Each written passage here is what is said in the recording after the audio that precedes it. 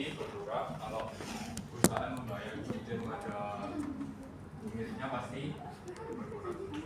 Nah ini contoh inflow dan outflow di tiap aktivitas. Kemudian di operating itu ada, kalau inflow ada revenue dari penjualan barang, revenue dari jasa. Kalau outflow juga ada pembayaran untuk pembelian barang dan semacamnya. Kalau di investasi juga, kalau inflow itu berarti revenue dari penjualan aset, kalau outflow juga berarti beli aset. Sama dengan financing, kalau inflow berarti meminjam dana, kalau outflow berarti membayar dana, membayar pinjaman tersebut. Nah selanjutnya, karena tadi yang saya bilang laporan arus kas itu berangkat dari neraca, maka dari neraca itu pertama dihitung dulu perubahannya dari tahun 2010. Contohnya di buku ini perusahaan REC. Jadi dihitung dulu perubahan dari tahun 2010 ke 2009. Nah setelah tahu selisihnya dikategorikan apakah itu termasuk cash, operating, investing, atau financing seperti empat bagian tadi. Nah selanjutnya untuk menghitung arus kas dari operating activities itu terdapat dua metode. Yang pertama itu direct method.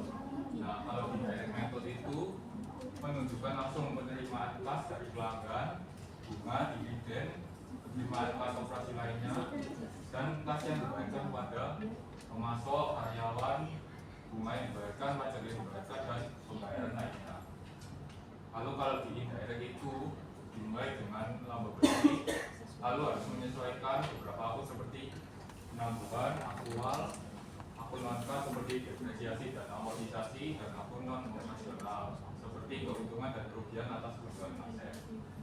Nah penyesuaian tersebut itu terjadi karena laba itu disusun dengan basis akrual, jadi pendapatannya diakui saat diperoleh dan biaya diakui saat terjadi. Sedangkan arus kas hanya mencatat uang yang benar masuk atau benar keluar. Maka laba bersih harus dikoreksi agar jadi kas asli. Nah, contohnya di indirect method ini seperti yang tadi saya jelaskan, pertama ada net income, lalu adjustment. Nah, di adjustment itu meliputi depresiasi dan amortisasi, beban depresiasi dan amortisasi, deferred tax liability, lalu juga ada penggunaan kas dari penggunaan aset yang mengurangi increase in account receivable, increase in inventory, dan menambah decrease in prepaid expense, menambah increase in account payable, dan menambah increase in accrued, sehingga ketemu net cash flow dari operating activities. Nah sebenarnya dua metode tadi yang saya jelaskan, indirect dan direct itu sama-sama menghasilkan angka yang sama, tetapi lebih banyak perusahaan yang menggunakan indirect karena lebih jelas.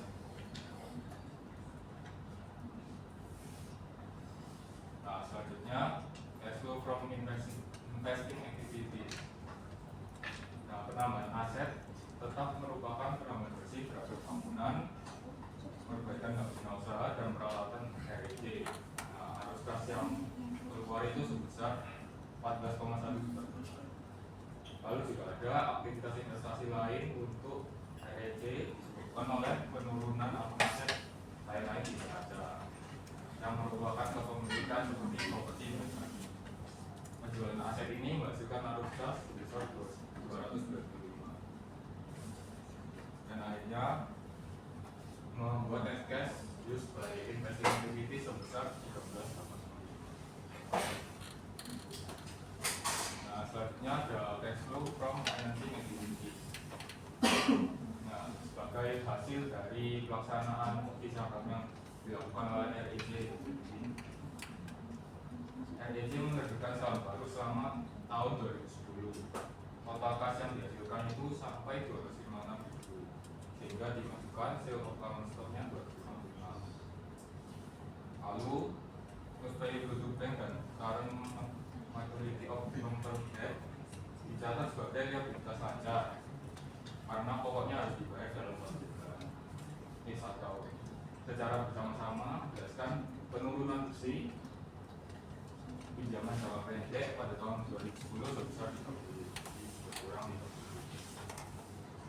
30. Lalu juga dalam penyusunan laporan arus kas, pinjaman jangka panjang harus dipisahkan menjadi 2 komponen, yaitu penambahan pinjaman jangka panjang dan pengurangan pinjaman jangka panjang. Sehingga dicatat 5.600 dan minus 1.516. Lalu juga ada pembayaran dividen yang dilakukan oleh RNC pada tahun 2010 sebesar 1.582 yang merupakan item terakhir dalam bagian aktivitas pendanaan, sehingga dicatat minus 1.582. Sehingga tampil bahwa net cash yang digunakan dari aktivitas ini yaitu 2.728. Nah, ketika semuanya sudah keluar net cash-nya, kita bisa hitung kalau net cash dari ketiga aktivitas operasi itu increase in cash and marketable security sebesar minus 1.053.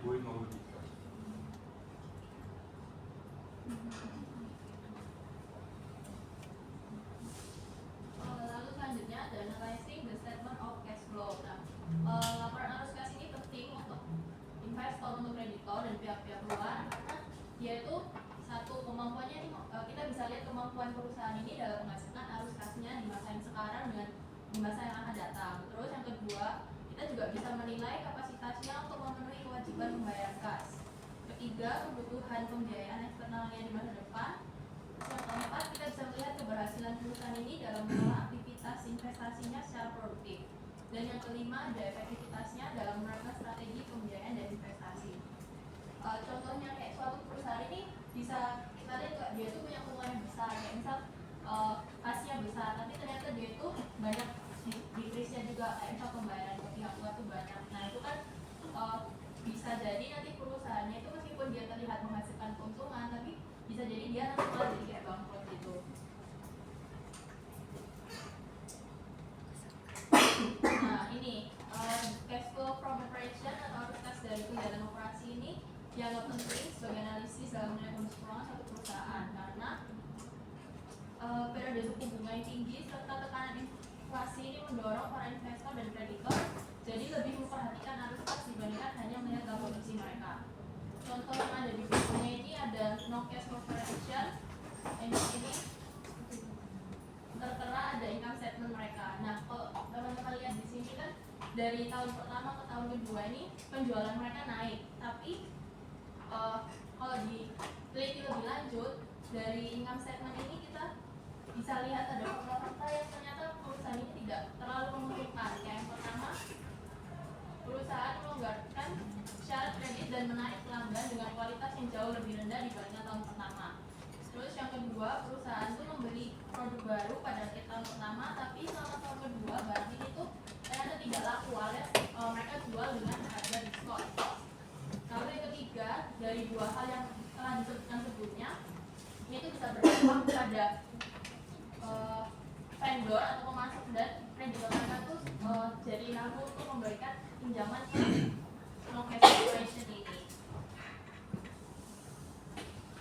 Nah ini kalau dari income statement itu tadi nggak kelihatan, ini bisa lebih diteliti di balance sheet mereka. Kayak konversi goodwill-nya nambah, tapi seperti yang disebutkan sebelumnya ini malah menambah pelanggan yang kualitasnya lebih rendah daripada yang sebelumnya.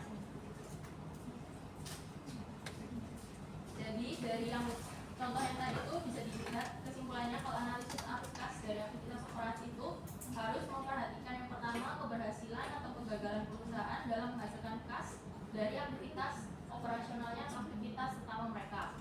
Terus yang kedua itu penyebab mendasar dari arus kas mereka ini positif atau negatif itu kenapa? Yang ketiga besarnya arus kas positif atau negatif dari tahun ke tahun, dan yang terakhir itu ada fluktuasi arus kas operasi mereka dari tahun ke tahun. Lalu kita masuk ke data analisis dari PT Unilever tahun 2022 sampai 2024. Data ini tuh diambil dari laporan keuangan mereka tahun 2022 sampai 2024. Yang pertama ada analisis horizontal.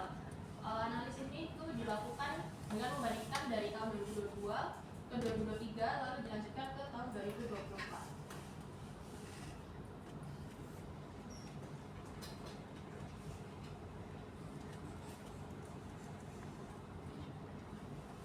Kita lihat yang bagian pertama dulu, yaitu dari aktivitas operasi. Nah, kalau dilihat dari aktivitas perhitungan analisis horizontal yang operasi ini, arus kas mereka itu terus menurun setiap tahun dari tahun 2022 ke tahun 2024. Kayak pada tahun 2024 kas neto mereka itu bisa bernilai sampai 3,15 M, yaitu dia turun sekitar 44,37% dibandingkan tahun sebelumnya, yaitu tahun 2023. Nah, penurunan ini disebabkan karena dari penerimaan dari pelanggannya itu turun sangat banyak, yaitu sekitar 4,7 M atau turun sekitar 10,83%. Nah, penerimaannya itu berkurang, tapi pembayaran beban jasa dan royalti itu malah naik, jadi sekitar 2,9 M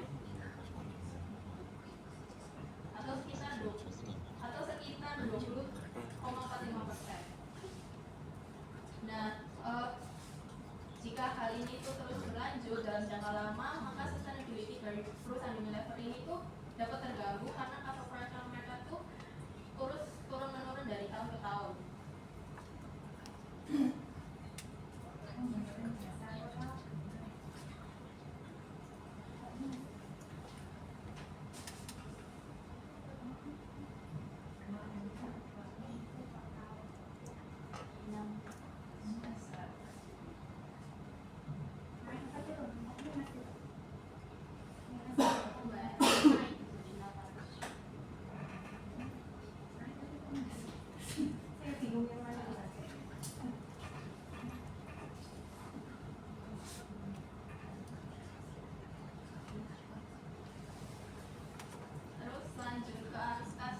Bagian aktivitas investasinya itu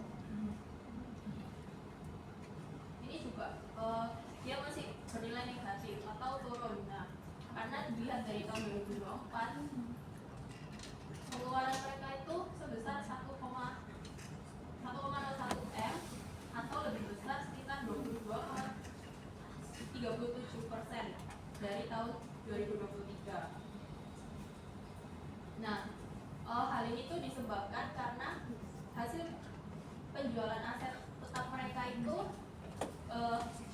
lebih kecil jauh dibandingkan dari perolehan aset tetap mereka. Jadi kayak mereka tuh lebih banyak membeli aset tetap baru dibandingkan dengan menjual yang lama. Jadi minusnya tuh lebih besar.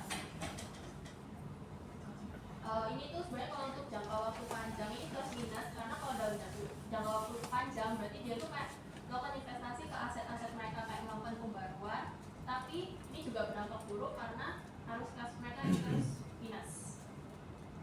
Lalu yang ketiga itu ada bagian aktivitas pendanaan. Ini tuh terlihat membaik karena pinjaman bank mereka tuh bertambah dari tahun ke tahun. Dari tahun 2022 ke 2023 itu naik 650 juta, terus ke tahun 2024 naik jadi 2M, 2,5 M. Dan pembayaran dividen mereka juga yang berkurang dari tahun ke tahun.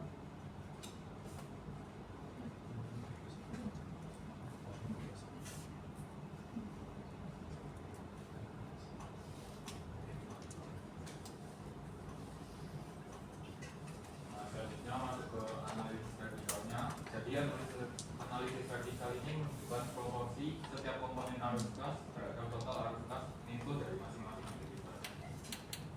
Nah, yang pertama dalam aktivitas operasi itu, di aktivitas ini bisa kita lihat kalau penerimaan dari pelanggan itu selalu yang paling besar, yaitu sebesar 39 T di tahun 2024, yaitu 988% dari asli itu aktivitas operasi.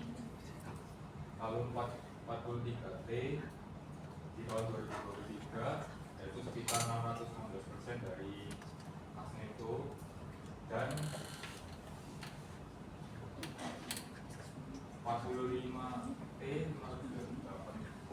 miliar, sekitar 565,65% dari arus kas neto dari aktivitas operasi.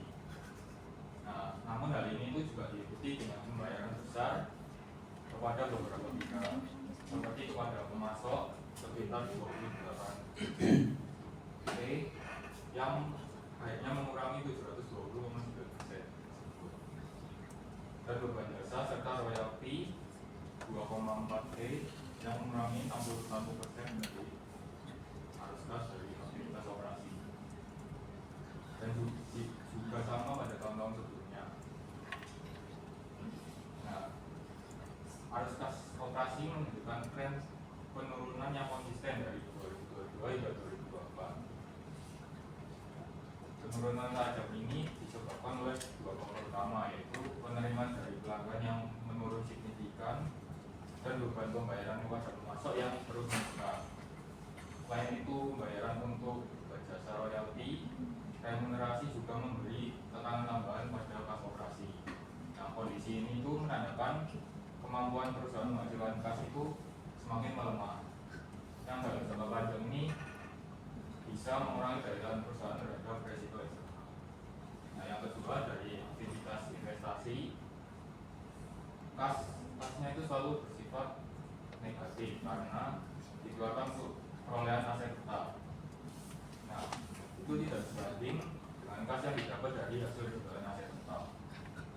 Salah satu contohnya itu di tahun 2024, kas yang didapat dari penjualan aset hanya 57 miliar, tapi yang dikeluarkan itu sekitar 1 T. Nah, arus kas investasi ini konsisten negatif dari tahun ke tahun, yang menandakan perusahaan terus melakukan belanja modal atau ekspansi dengan melakukan perolehan aset tetap. Nah, secara jangka panjang hal ini itu berdampak positif karena mendukung pertumbuhan. Tetapi kalau untuk jangka pendek ini itu seperti menambah beban yang belum kelihatan hasilnya. Lalu dari aktivitas pendanaan, di aktivitas pendanaan ini kas juga menunjukkan nilai negatif karena perolehan kas dalam aktivitas ini hanya didapat dari pinjaman bank, sedangkan pengeluaran untuk membayar dividen dan membayar sewa sangat besar. Pada tahun 2024, pembayaran dividen mencapai 4T sehingga minimum angka 136% dari total harus keluar pendanaan. Sementara pinjaman bank bersih hanya sebesar 1T sekitar 44%. Hal ini menunjukkan bahwa dividen menjadi beban utama perusahaan, bahkan lebih besar dari sumber dana yang masuk. Arus kas bersih pendanaan tetap negatif sebesar 3,94T. Nah, di tahun 2023 proporsi pembayar dividen turun menjadi 88,5% dan pinjaman bank mulai memberikan kontribusi positif sekitar 10,4%. Namun arus kas bersih tetap negatif karena perusahaan juga membayar realitas sewa dan dividen dalam jumlah yang besar. Di tahun 2022 pembayaran dividen juga masih tinggi 79,6% dan pinjaman bank memberikan kontribusi 16,9%. Namun arus kas bersih pendanaan paling dalam di antara keduanya mencapai 7,3%. Dan untuk presentasi kelompok kami. Oke, silakan masuk ke diskusi. Laporan arus kas.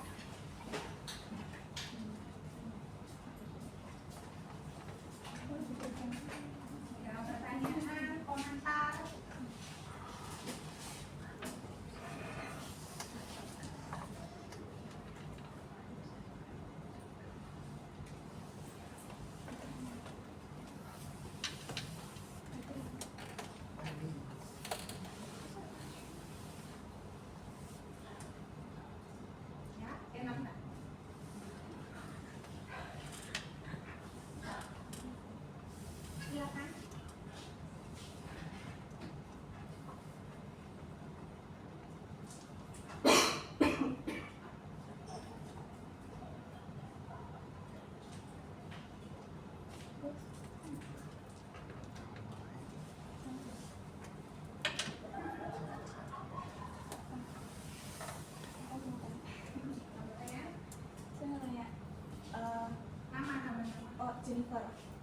pokok Netpay udah berarti. Datangnya netpay-nya 022. Jadi pertapannya. Ya. Oke. Dan silakan. Sebenarnya aku tanya, tadi kalian waktu analisis cash flow bilangnya diskonnya bagus ya? Enggak ada negatif. Oh iya. Aku nanya, kan tadi kan pembayaran dividennya kan terus kan.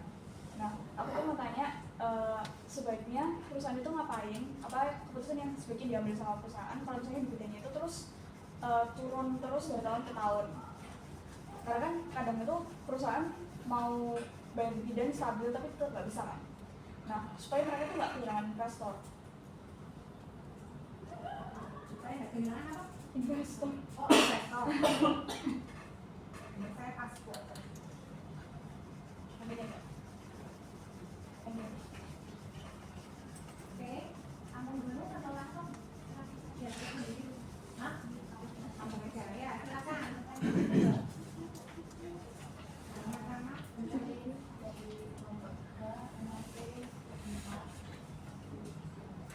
Apple 5 dari tadi. Tadi kan laporan cash flow kalian tadi bilang kan banyak yang negatif ya. Kalau negatif itu apakah artinya maknanya itu selalu negatif? Maksudnya implementasinya semuanya itu apakah selalu negatif atau ada sisi positifnya yang bisa diambil? Thank you.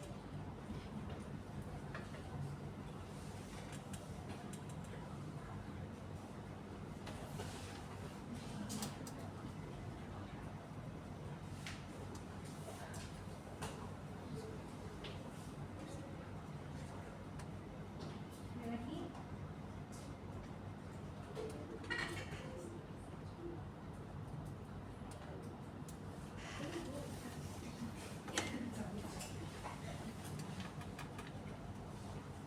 Ya, Angel Karolin 079.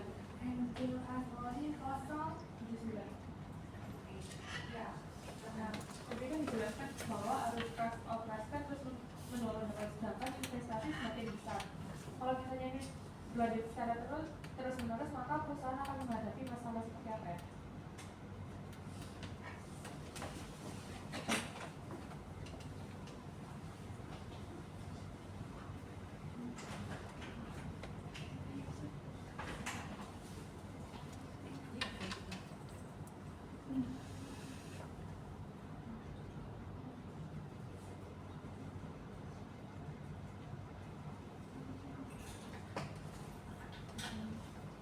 oke, kayak dulu mungkin. Silakan.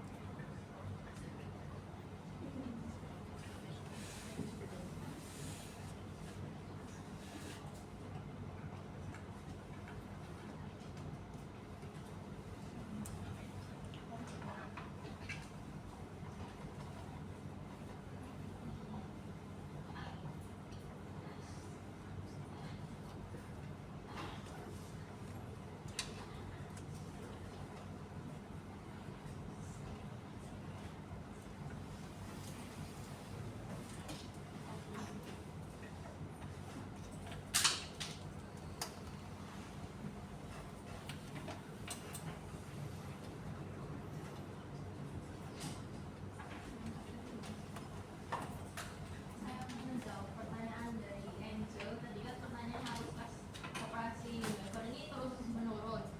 Kalau ini terus berlanjut, ini kira-kira menurut kami apa yang akan terjadi perubahan antara masalah jangka pendek atau jangka panjang ya? Kalau menurut kami yang bakal muncul masalahnya duluan itu yang jangka pendek, karena kan mereka beroperasi sehari-hari itu kan kayak butuh terus kalau misal kas dari arus kas operasinya terus minus itu tuh kayak ya berbahaya, karena kas operasi mereka itu adalah sumber utama pembiayaan sehari-hari.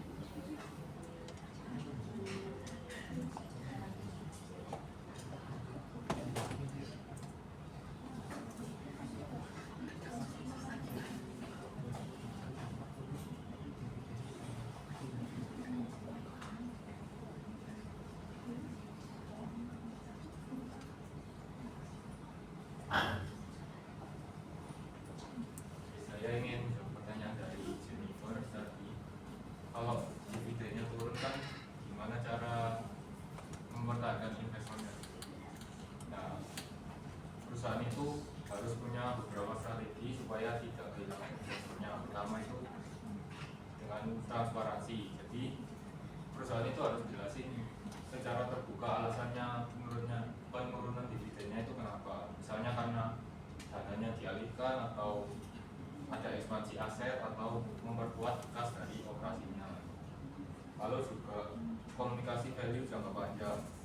Jadi perusahaan itu bisa nunjukin bahwa laba ditahannya itu akan dipakai untuk investasi yang akan meningkatkan nilai perusahaan ke depan sehingga harga sahamnya berpotensi naik.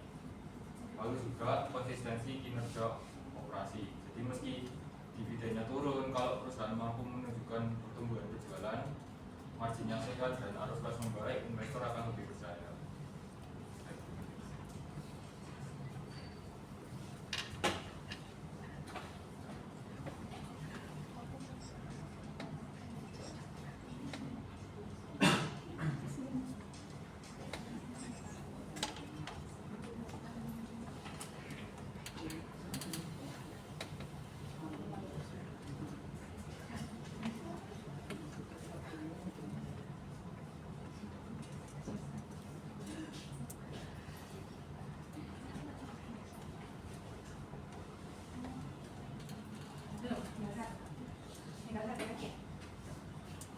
Jadi saya mau jawab pertanyaannya itu nanti kan kalau minus apakah selalu jawabannya juga minus ke perusahaan.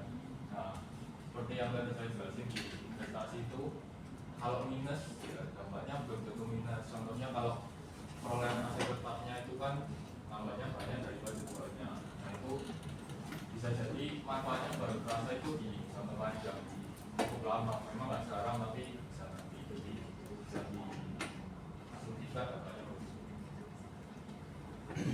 Oke. Ya, silakan saudara kedua dari saya satu. Silakan. Nama? Felicia Sindi. Felicia. Sindi. Felicia. Belakang belakang. 039.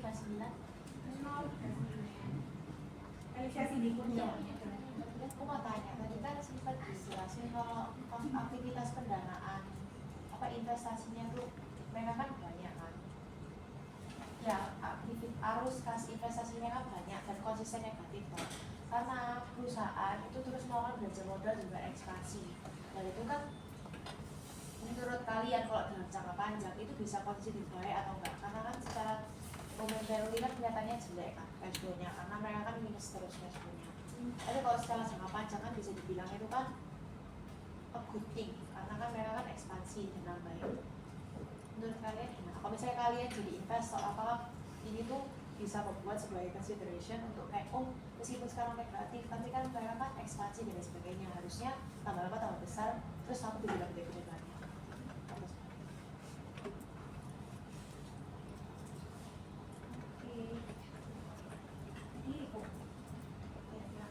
Oke, jadi aku mau nanya, arus kas ini kan ada 3 kegiatan. Nah, terdirinya kan dari operasi, pendanaan, sama investasi. Nah, aku mau nanya, untuk apa saldo neto dari masing-masing aktivitas? Kalau misalnya saldo akhirnya itu positif, apakah selalu menggambarkan bahwa perusahaan itu menjalankan kegiatannya dengan baik? Terus habis itu aku mau nanya, depresiasi itu kenapa bisa ada di cash flow? Karena secara nggak langsung kan perusahaan nggak mengeluarkan uang untuk depresiasi.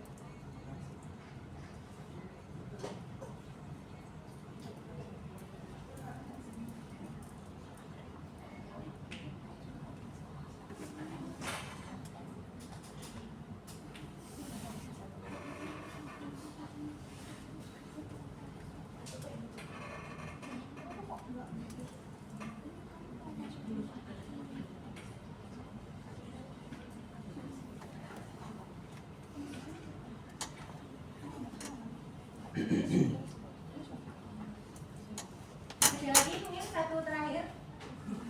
Nanti disip untuk kelompok berikutnya. Topiknya sama. Apa dulu? Ya. Oh, oke. Ya, silakan. Nama? Samantha. Oh, Samantha. Ya, oke.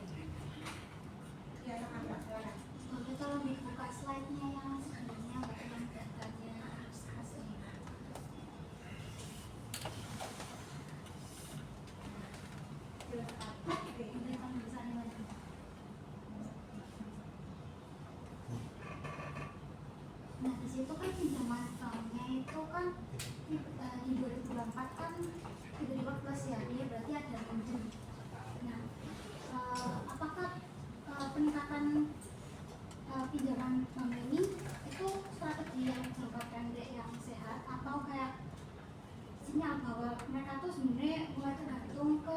pembiayaan eksternal.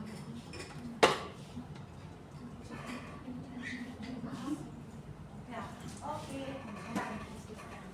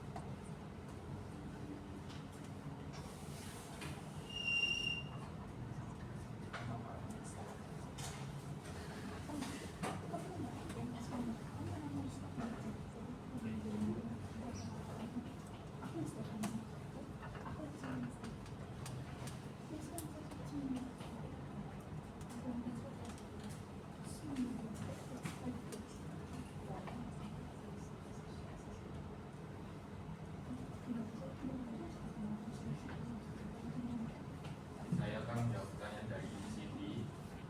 Tadi kan tentang aktivitas investasi yang besar itu bisa bikin investornya itu mau apa enggak. Nah, jadi kalau investasinya banyak itu ya nunjukin perusahaan itu sedang ada ekspansi yang besar. Jadi entah memperbesar kapasitas produksinya atau sedang memperluas pasar. Nah, sebenarnya ini kalau pertimbangan dari investor itu juga balik lagi ke investornya mau mengambil resiko itu apa enggak. Kalau mau mengambil resiko ya juga ada dampaknya. Kalau investasinya salah arah, misalnya permintaan pasarnya turun, jadi bisa kayak bumerang buat investornya, jadi nggak dapat untungnya.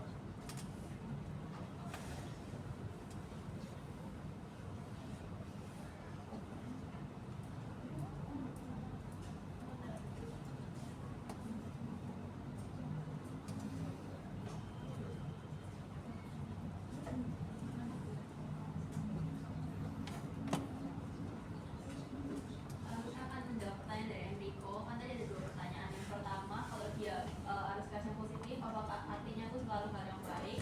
Terus yang kedua, kenapa depresiasi itu masuk ke dalam arus kas ini? Kalau yang pertama itu kan seperti pertanyaan yang sebelumnya kan Evelyn nanya kalau misal dia negatif, apakah artinya selalu negatif? Tadi jawabannya kan enggak. Nah, kalau misalnya dibalik ini kan kalau positif juga artinya enggak selalu positif, karena kayak kalau di aktivitas operasi kalau dia positif dia artinya positif karena kan dia dari operasionalnya perusahaan sehari-hari. Nah, tapi kalau misalnya kayak di investasi, kalau di sini nilai akhirnya atau netonya itu positif, berarti itu kan kalau dari contoh nilai ini kan ada dua, dari hasil penjualan aset tetap sama perolehan aset tetap. Kalau misalnya dia hasilnya positif, berarti kan nilai hasil penjualan asetnya itu lebih besar daripada perolehan aset tetapnya. Jadi kan ini artinya kayak ya investasi jangka panjangnya dia itu nggak oke juga karena dia lebih banyak menjual asetnya daripada kayak ekspansi atau kayak aset lainnya gitu.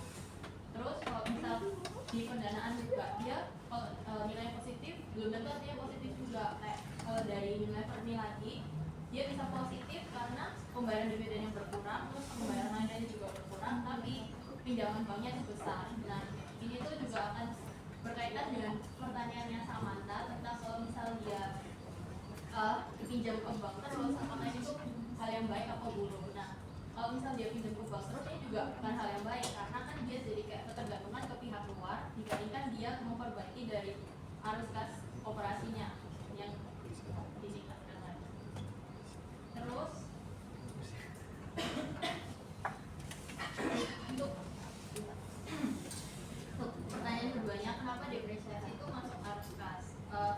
Depresiasi itu sebenarnya beban non kas, karena nilainya itu mengurangi laba bersih tapi tidak ada uang yang benar-benar keluar. Tapi depresiasi ini bisa masuk ke arus kas karena laba bersihnya itu disusun dengan basis aktual, khususnya kalau ini perusahaannya pakai metode indirect.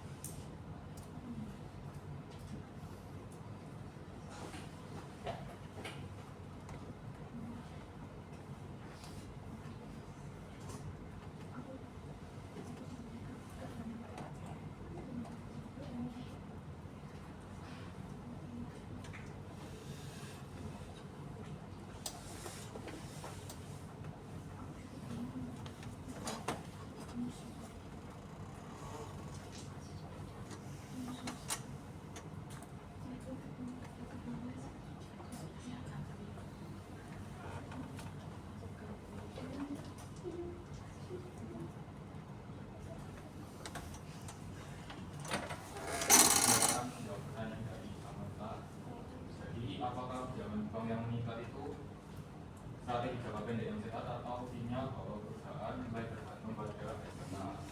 Nah, sebenarnya ini lebih ke sinyal ketergantungan.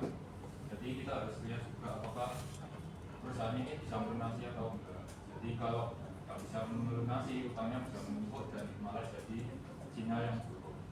Tapi kalau kita lihat perusahaannya bisa melunasi, ya insya Allah ini baik-baik saja kalau pinjaman dari banknya meningkat.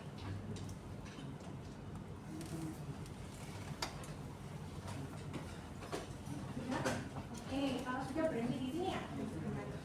Oke, kalau kita lihat di Unilever ya, karena kan kelompok dua nanti akan ke industri beda gitu ya. Kalau kita lihat di Unilever, sebenarnya penerimaan terbesar dari apa? Ini sekaligus koreksi untuk yang tadi vertikal analisis ya. Jadinya bingung ada 989% gitu ya. Caranya kalau sesuai di buku, kalau di kalian kan buku yang Subramanyam ya, di Subramanyam teks 430 itu caranya yang 100%-nya itu total penerimaan dan 100%-nya total pengeluaran, bukan kalau tadi kita lihat kan neto operasi, neto financing, investing itu ya satu-satu gitu ya. Jadinya kan kalau neto operasi kan 3 juta, ini juta entah satunya apa ya, 3 juta, kemudian penerimaan pelanggannya 39, jadi seolah-olah beratus kali lipat kan gitu ya. Jadi harusnya dikelompokkan semua penerimaan, dikelompokkan semua pengeluaran. Kalau kita amati penerimaan dari Unilever terbesar sepanjang 3 periode itu dari mana? Yang terbesar. Angka penerimaan tuh gampangnya kan bukan dalam kurung, bukan kan gitu ya. Yang dari penerimaan dari pelanggan ya, walaupun tahun 22, 23, 24 gitu ya. Penerimaan terbesar kedua, kalau saya ranking penerimaan. Kalau 2024 terbesar kedua setelah penerimaan dari pelanggan pinjaman bank gitu ya. Kalau 2023 terbesar kedua penerimaannya gitu ya. Itu kalau vertikal analisis lebih gampang. Terbesar kedua penerimaannya dari penghasilan keuangan gitu ya. 2022 penerimaan terbesar kedua adalah dari penjualan aset tetap gitu ya. Nah itu bisa penerimaan gitu ya. Sekarang pengeluaran terbesar kalau di Unilever 3 tahun ini pembayaran kepada supplier. Membayar kepada pemasok. Oke, terus yang kedua terbesar Pembayaran kedua terbesar, royalti, pembayaran royalti, royalti, pembayaran dividen. Nah, dari situ at least kita ambil dua gitu ya, walaupun bisa lebih kaya kalau banyak. Kalau penerimaan terbesar dari pelanggan, rusaknya sehat apa enggak? Sehat harusnya gitu ya. Kemudian penerimaan terbesar kedua kalau 2024 dari pinjaman bank. Nah ini tadi sudah dijelaskan plus minusnya ya. Kalau pinjaman bank ini bisa dipakai untuk investasi, tampaknya pinjaman bank di 2024 itu dipakai untuk mengcover kebutuhan dari dividen, gitu ya. Karena dari operasi itu 3 juta sekian, itu bisa untuk investasi. Investasinya cuma 1 juta, jadi harusnya masih lebih. Tapi kenapa dia sampai butuh pinjaman? Tampaknya dividennya cukup besar ya. Dividennya kalau dari operasi untuk bayar dividen aja minus, karena dari operasi neto 3,9, untuk bayar dividen 4,4, gitu ya. Kira-kira kalau dikaitkan dengan investasi ini kenapa strateginya dia kok besar bayar dividen? Kan ini konsisten besar ya, walaupun tambah lama tambah turun sih, betul. Tapi konsisten besar tuh 4 triliun loh, karena satunya juta, gitu ya. Kenapa kira-kira? Kalau orang investasi, investor itu mengharapkan return 2 hal harusnya. Dari apa? dividen, Bisa dari dividen, growth, sehingga capital gain, selisih harga jual harga beli. Harapannya kan gitu ya, 2 besar, gitu ya. Kalau perusahaannya Unilever ini perusahaan yang sudah major atau baru berdiri? Sudah major, sehingga harapannya capital gain-nya tidak begitu tinggi. Maka dia harus supaya investornya tetap invest di dia, konsisten bayar dividen. Selisih harga jual harga beli tidak akan begitu selisih besar, gitu ya. Beda dengan katakan yang baru berdiri compare, gitu ya, GoTo, gitu ya. Kalau GoTo, investornya GoTo jangan harap dapat dividen. Kenapa? Kalau untuk operasionalnya dia tidak cukup, gitu ya dia. Terus kenapa kok investornya tetap mau? Kenapa tetap ada orang mau beli sahamnya GoTo? Jadi dia cenderung ke capital gain. Jadi harapannya kalau perusahaan yang baru berdiri, harapannya investasinya jalan terus. Karena dia harus growth, gitu ya. Tapi operasionalnya pasti negatif. Apalagi di awal-awal ya, dia banyak kan bakal duit, gitu ya istilahnya. Berarti dia harus di backup dari financing. Financing itu kalau pinjam mungkin agak sulit, karena kan bank akan lihat kamu perusahaan baru berdiri, apa ada masalah atau tidak, bisa juga dapat. Mungkin financing yang paling besar adalah harapannya dari pemegang saham, pemilik sendiri. Harus suntik modal cukup besar, gitu ya. Karena dari operatingnya aja nggak cukup. Jadi kalau Unilever ini sudah major, memang dia secara konsisten menjaga dividen ini tetap dibayar, gitu ya, supaya tetap sahamnya menarik bagi investor, gitu ya. Itu kalau kita amati dari Unilever, gitu ya. Pengeluaran terbesar kedua, kalau diamati tadi adalah ke dividen. Whether itu tahun 2024, 23 maupun 22, gitu ya. Itu akan nampak pada waktu vertical analysis ya. Cuma tadi vertical analisisnya sayangnya 100%-nya yang harus diubah, gitu ya, pembandingnya. Oke, itu untuk Unilever ya. Yang mau saya tambahkan.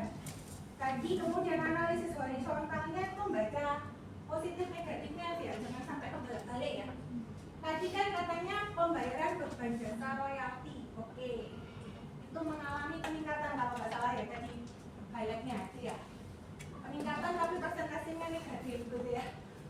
Jadi mungkin memang harusnya peningkatan ya dari minus 3 juta ke minus 2,4. Memang peningkatan atau penurunan gitu ya pembayarannya, itu kata-katanya tadi diperbaiki ya. Jadi hati-hati kalau menjumpai angka minus pada saat melakukan horizontal analysis, gitu ya. Karena kan harusnya min 2 juta ini dikurangi min 3,3, minus kurangi minus harusnya dituliskan gitu ya, dibagi dengan tahun sebelumnya 3,3, gitu ya. Itu mungkin revisinya untuk perhitungan horizontal analysis. Itu yang saya highlight.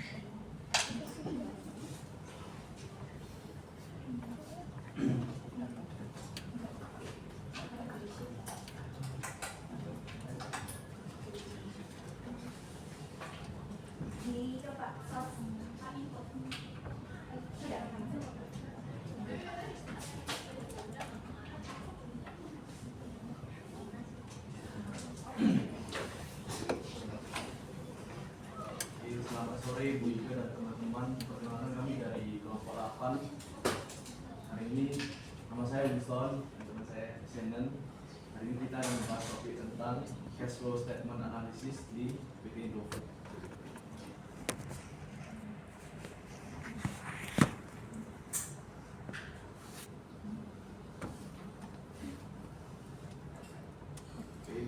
Definisi laporan arus kas itu adalah laporan keuangan yang menyediakan informasi mengenai arus kas masuk atau inflows dan keluar outflows selama suatu periode dengan memisahkan sumber dan penggunaannya ke dalam 3 aktivitas utama, yaitu operasi, investasi, dan pendanaan. Dan tujuan laporan arus kas ini adalah memberikan informasi komprehensif untuk menilai 3 metode. Pertama itu likuiditas untuk menilai kemampuan perusahaan untuk memenuhi kewajiban jangka pendek. Yang kedua itu solvabilitas untuk menilai kemampuan perusahaan untuk membayar utang ketika jatuh tempo. Yang ketiga itu fleksibilitas keuangan. Itu untuk menilai kemampuan perusahaan yang beradaptasi terhadap peluang dan kesulitan. Selain itu, laporan ini juga dapat membantu menjelaskan perbedaan antara laba bersih, berbasis akrual, dan kas bersih dari operasi, serta menilai kualitas laba dan kebutuhan pembiayaan perusahaan.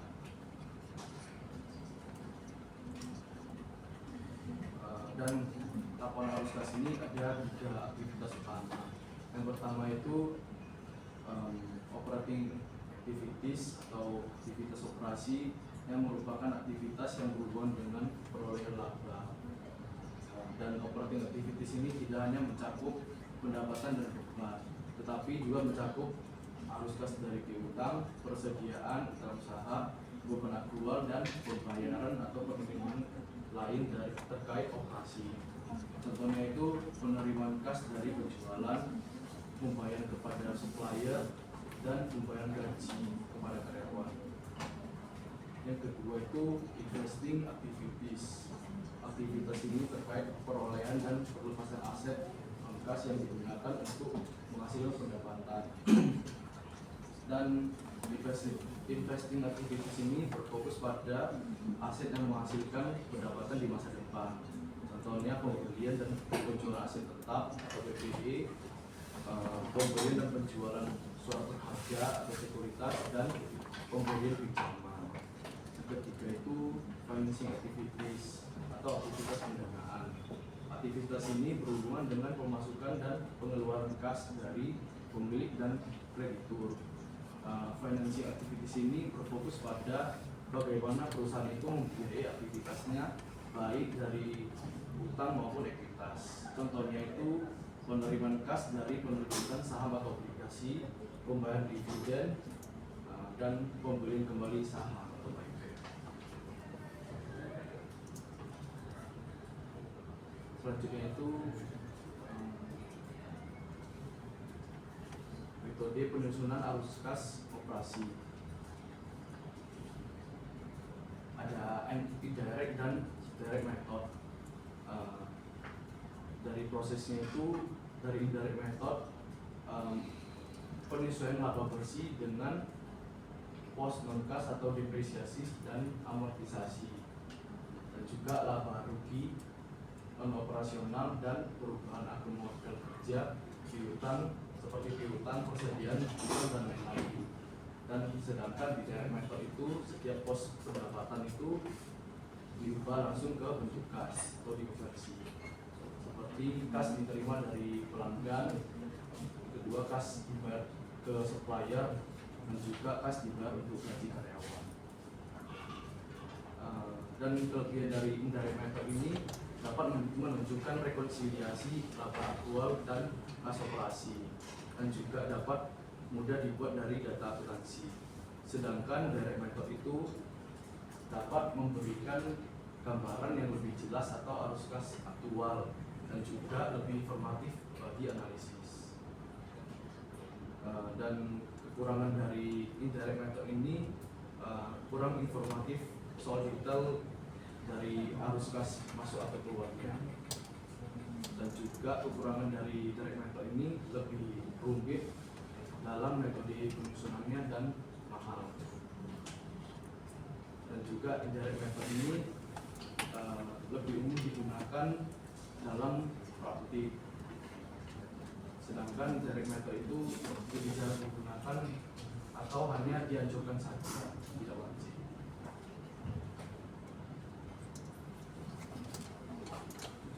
Selanjutnya preparation statement of cash flow. Yang pertama itu dasar penyusunannya. Laporan arus kas itu menggabungkan data dari laporan laba rugi yang berbasis akrual dan perubahan neraca. Pada saat awal itu dapat menentukan metode apa yang digunakan dulu dalam menyesuaikan cash flow operating activities, dan juga menentukan metode apa yang digunakan dalam menyusun cash flow operating activities. Dan untuk prakteknya itu sebagian perusahaan itu memilih menggunakan indirect method karena lebih mudah disusun dan dimulai dari laba bersih yang dilaporkan kepada laporan laba rugi, kemudian dilakukan dalam penyesuaian terhadap item non kas, laba atau rugi, non operasional serta perubahan aset dan liabilitas lancar untuk menghasilkan arus kas bersih dari aktivitas operasi. Yang kedua itu menyesuaikan net income dari cash flow from operation, menambahkan kembali biaya non kas seperti depresiasi dan amortisasi, dan juga dapat mengeluarkan laba rugi penjualan aset karena termasuk aktivitas investasi bukan operasi. Dan yang terakhir itu dapat menyesuaikan perubahan aset dan liabilitas lancar, seperti kenaikan aset lancar itu berarti arus kasnya keluar, dan penurunan aset lancar itu berarti arus kasnya masuk. Terus kenaikan liabilitas lancar itu berarti arus kasnya masuk, sedangkan penurunan liabilitas lancar itu berarti arus kasnya keluar. Dan selanjutnya itu aktivitas investasi. Aktivitas investasi ini pertama itu dapat mencatat arus kas dari pembelian atau penjualan aset tetap maupun investasi jangka panjang, dan terdiri dari transaksi tunai masuk, sedangkan transaksi non kas itu seperti pembelian aset dengan utang yang diungkapkan dalam catatan transaksi keuangan. Selanjutnya itu aktivitas pendanaan dapat meliputi penerbitan saham, penerbitan atau pelunasan utang jangka panjang, dan pembayaran dividen. Yang terakhir itu transaksi non kas yang tidak dilaporkan dalam arus kas utama tapi wajib diungkapkan dalam catatan atau laporan keuangan.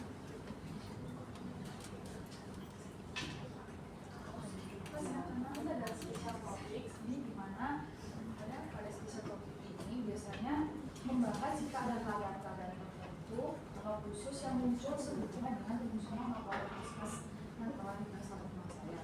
Dan terdapat ada 6 keadaan yang dimaksud pada buku Subrahmanyam. Nah itu ada yang pertama itu ada equity method investment, di mana ini kalau investor mengambil bagian laba rugi jadi investasi sesuai dengan presentase pembeliannya dan dividen yang diterima dicatat sebagai uang nilai investasi. Terus yang kedua itu ada appreciation of companies, kalau perusahaan membeli perusahaan lain dengan saham atau bukan cash, maka aset dan liabilitas konsolidasi bertambah bersama dengan akun ekuitas. Tapi karena tidak ada arus kas, maka pada bukan ini tidak masuk ke dalam laporan arus kas, tetapi dicatat sebagai non-cash investing dan financing activities. Yang ketiga itu ada post-retirement benefit cost, di mana ini biaya pensiun dan manfaat pasca kerja yang menimbulkan beban jasa dan bunga, sementara kontribusinya kas ke dana pensiun itu dicatat sebagai pengurangan kas dan penambah investasi. Terus yang keempat ada securitization of account receivable, di mana securitization of account receivable ini bisa meningkatkan kas operasi karena perusahaan bisa menjual piutang untuk mendapatkan kas secara cepat, dan transaksi ini biasanya meningkatkan kas karena piutangnya jadi berkurang, tapi sebagai analis maka harus hati-hati karena bisa menjadi pinjaman SPV dan bukan perbaikan kinerja operasional.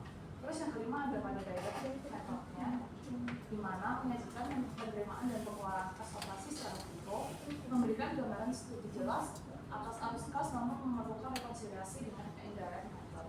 Dan yang keenam ada converting from indirect to direct network, di mana konversi dari indirect ke direct ini dilakukan dengan menyesuaikan pendapatan dan biaya aktual dari arus kas yang nyata dari operasi.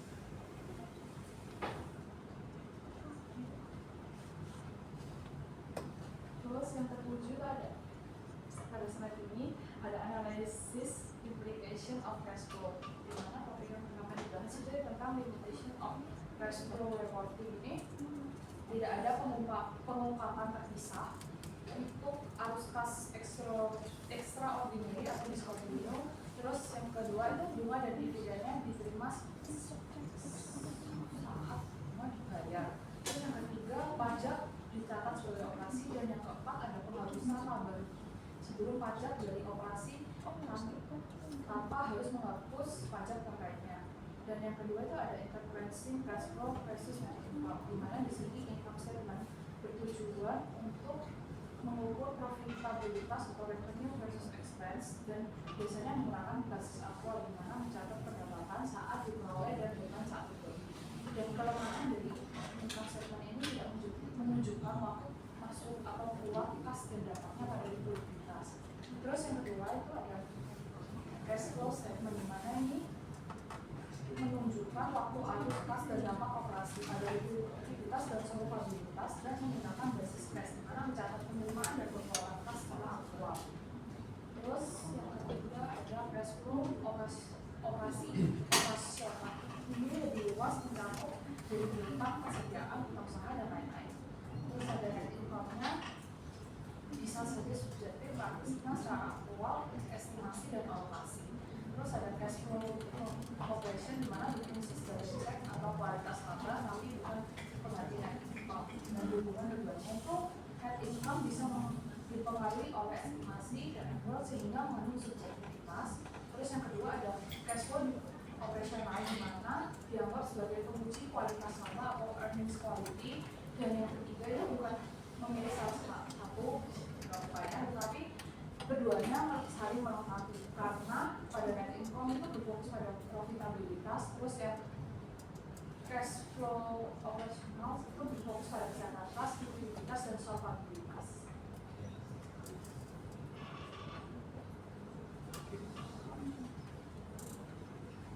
Terus ada analisis of cash flow, di mana ini tujuannya untuk menilai bagaimana perusahaan memperoleh, menggunakan dan mengelola kasnya dalam jangka pendek maupun panjang.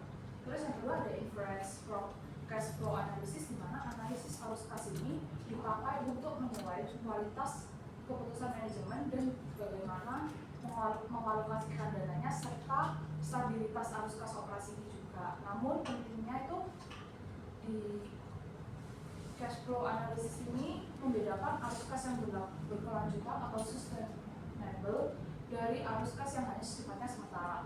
Terus yang ketiga ada alternatif cash flow measures, di mana EBITDA atau net income plus depreciation itu bukan sebagai pengganti dari arus kas itu sendiri, tetapi sering dianggap sebagai proksi, karena depresiasi tetap merupakan biaya real penggunaan aset, dan yang kedua tidak mencerminkan perubahan pada modal kerja, sehingga analisis modal kerja tetap penting untuk melihat keberlanjutan pada cash flow analisis operasional. Terus yang keempat itu ada company dan economy condition, di mana jika laporan arus kas itu menghubungkan laba dengan likuiditas dan solvabilitas, di mana perusahaan bisa saja untung tetapi juga kekurangan kas karena pertumbuhan utang dan persediaan, sehingga di sini perusahaan itu harus bisa membedakan kinerja operasional dan dari investasi dan pendanaan. Terus dikatakan perusahaan itu sukses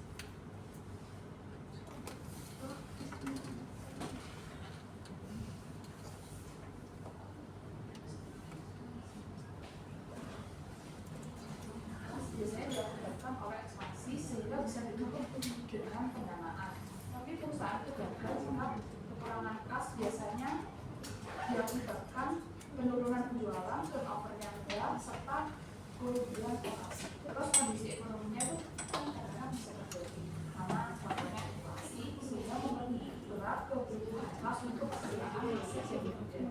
Terus yang kelima itu ada free cash flow, di mana ini ukuran penting untuk menilai likuiditas, fleksibilitas keuangan dan kemampuan perusahaan dalam membiayai kebutuhan. Ini cara untuk mencari cash flow, di mana cash flow from operations itu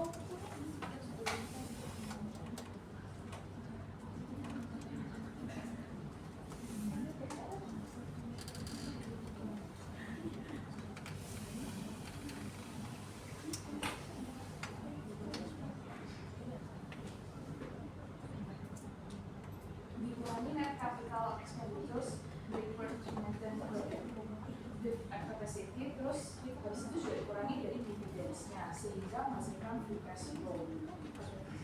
Tapi juga dijelaskan jika definisi umumnya dari free cash flow itu sendiri, di mana nova dikurangi juga dari operating assets atau NOA. Terus di sini juga dibahas sebagai cash flow as validator, di mana laporan arus kas itu menjadi penting untuk memverifikasi kualitas laba dan menilai kesehatan keuangan perusahaan.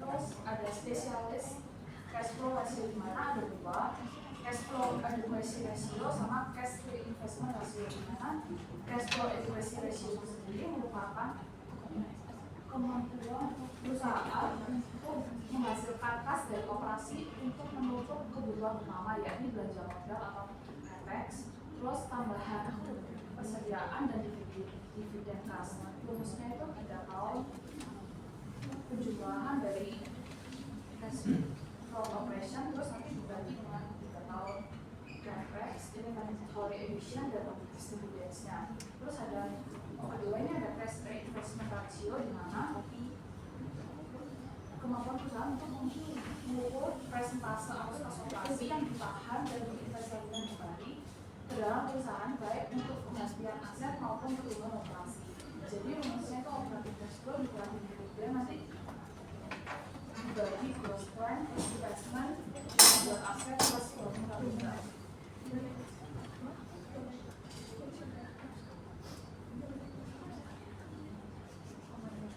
Terus ini penerapan horizontal analysis pada PT Indofood sebagai sukses mereka. Nah, di mana ini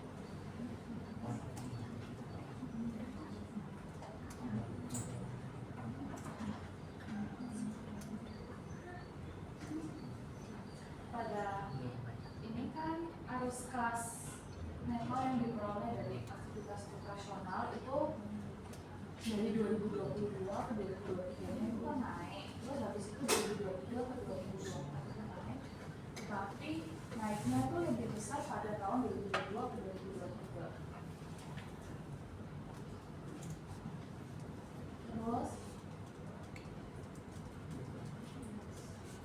di arus kas aktivitas investasinya juga mengalami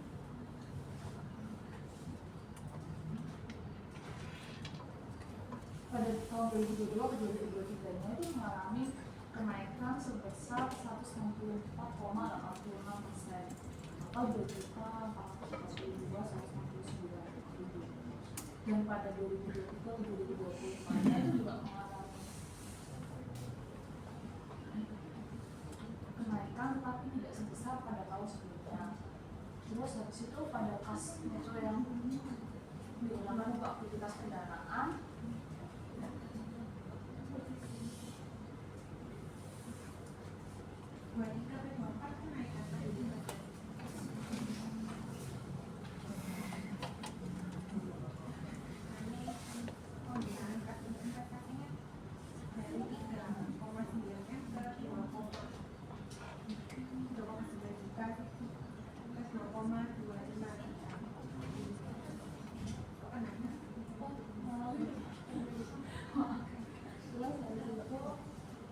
aktivitas pendanaan besarnya itu juga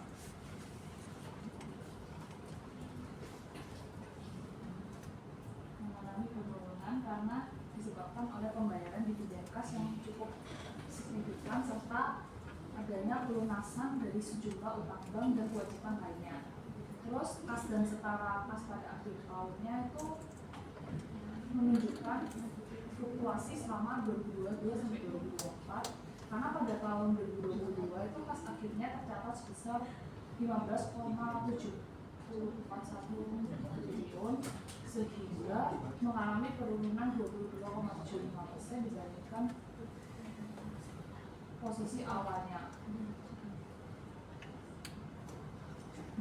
Pada angka 20,38 triliun. Terus pada tahun 2023 nya itu kasnya menjadi 19,35 triliun atau naik sebesar 22,95% dibandingkan dengan tahun sebelumnya. Terus tren positifnya itu juga berlanjut ke 2024 di mana posisi kas akhir pada tahunnya itu mengalami kenaikan sebesar 30,69%, sehingga secara keseluruhan posisi kas pada perusahaan itu semakin kuat dengan kenaikan kas akhir yang signifikan pada 2022, 2023, ke 2024.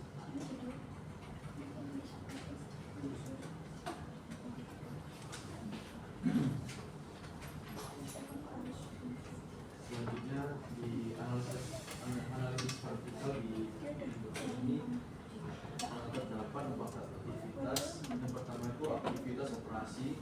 Pada tahun 2022 itu arus kas dari aktivitas operasi ini terdapat 81,57% dari total arus kas, dan di mana ini dapat menunjukkan dominasi kegiatan di perusahaan sebagai sumber utama likuiditas. Dan di tahun 2023 ini kontribusinya naik menjadi 85,01% karena peningkatan penerimaan dari pelanggan seiring dengan pertumbuhan penjualan. Namun pada 2024 ini penjualan menjadi menurun sebesar 65,79%, meskipun nilai nominal dari kas operasi ini tetap besar. Penurunan ini dapat disebabkan oleh meningkatnya beban produksi dan pembayaran kepada supplier sehingga mengurangi persentase kontribusinya terhadap total kas. Hal ini dapat mencerminkan dari kontribusi kas operasi ini terhadap kas akhir tahun yang berfluktuasi yaitu 55,93% pada 2022 dan di 2023 ini mengalami kenaikan ke 64,15%, lalu turun kembali di tahun 2024 sebesar 49,24%. Yang kedua itu aktivitas investasi. Arus kas dari aktivitas investasi ini secara konsisten memberikan kontribusi negatif terhadap total kas perusahaan. Di tahun 2022 ini aktivitas investasi ini mencapai 9,57% dari total kas. Sebagian besar itu disebabkan oleh pembelian aset.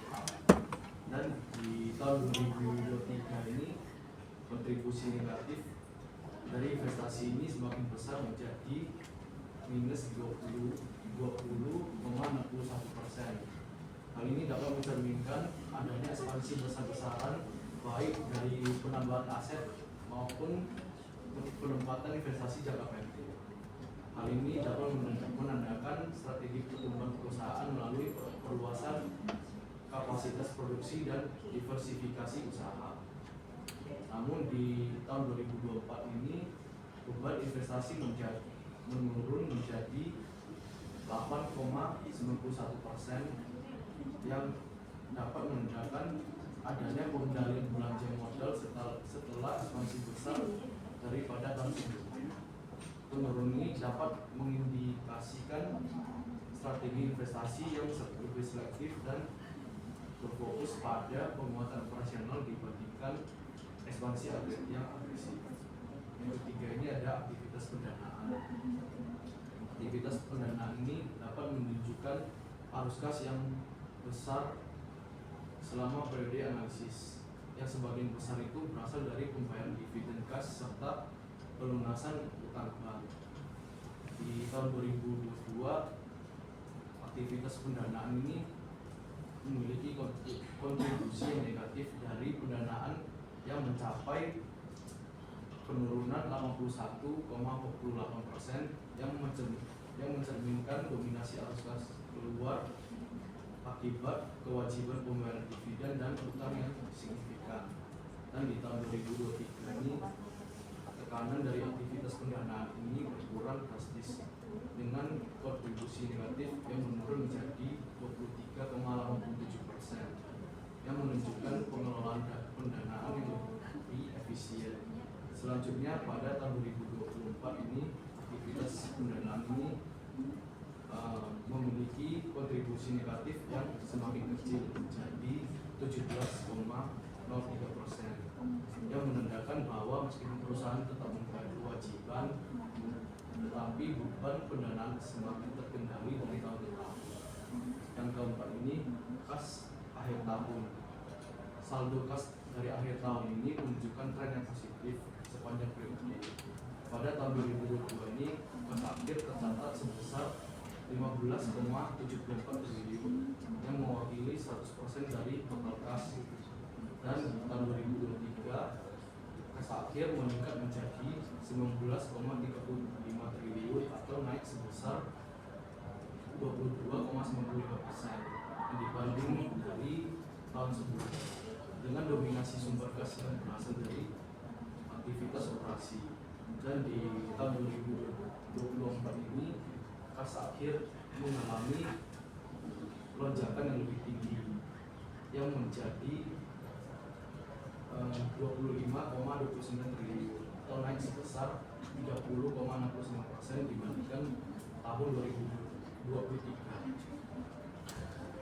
Kesimpulannya itu keseluruhan analisis vertikal arus kas PT Indofood ini menunjukkan bahwa operasi masih menjadi sumber utama kas, meskipun proporsinya itu melemah pada tahun 2024, dan investasi ini cenderung menyerap kas besar terutama pada periode ekspansi, sementara pendanaan itu selalu mengalami penurunan, namun semakin terkendali. Likuiditas perusahaan ini tetap terjaga dengan baik, yang tercermin dari peningkatan saldo kas akhir tahun yang konsisten pada 2023 dan 2024.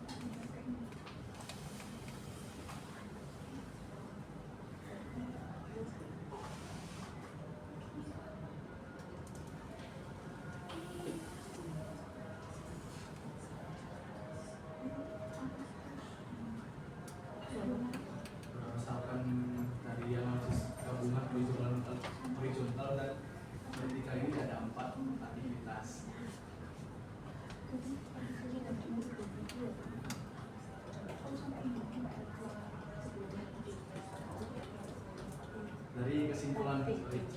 Dari kesimpulan analisis gabungan dari horizontal dan vertikal ini, dari aktivitas operasi ini merupakan sumber utama kas, meskipun pertumbuhan mengalami kelambatan pada 2024 dan memiliki kontribusi terhadap total kas yang menurun karena adanya tekanan.